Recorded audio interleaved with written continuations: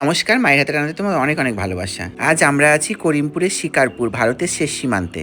এখানে আমার মেজো মাসির বাড়ি। আর মেজো মাসি দেশি কচু শাকের লতি দারুণ বানায়। মাসির বাড়ির ঘরের পেছনেই অনেক কচু শাকের লতি আছে, তাই আমরা সকাল সকালে বেরিয়ে পড়েছিলাম কচু শাকের লতি কাটতে। এখানে মাসি কচু শাকগুলোকে ভালো করে পরিষ্কার করে আঁশ ছাড়িয়ে কেটে নিচ্ছে। মাসির বাড়ির গ্রামের পরিবেশ আমার তো ভীষণ ভালো লাগে। আর এই কচু শাকের লতিটা যা সুন্দর বানায় না, একবার তোমরা এরম করে বানিয়ে দেখো, অসাধারণ হয় খেতে। কোনো মাছ, মাংস, মাটন যাই খাও না তুমি, সব কিছু এর কাছে ফেল।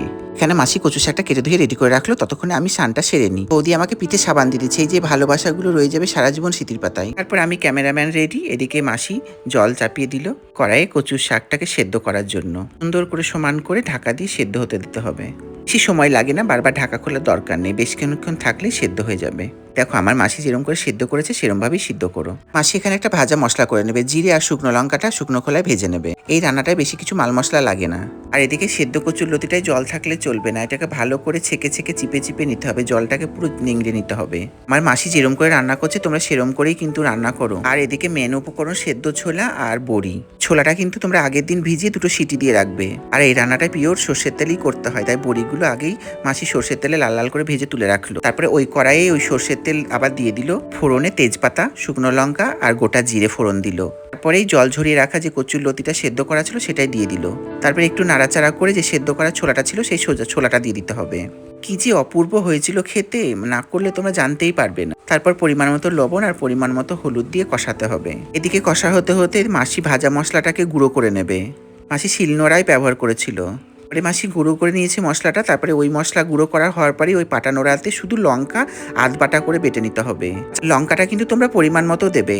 তারপরে আধ বাটা লঙ্কাটা ওই কচুরলতির ভিতরে দিয়ে দিতে হবে। তারপরে কষানোর পালা, ভালো করে কষাতে হবে। এদিকে ভাজা বড়িটাকে মাসি গুঁড়ো করে নিল, যেরম করে মাসি গুঁড়ো করলো সেরম করেই গুঁড়ো করো। বেশ খানিকক্ষণ কষানোর পর কিন্তু ভাজা বড়িটা ভেঙে দিয়ে দিতে হবে।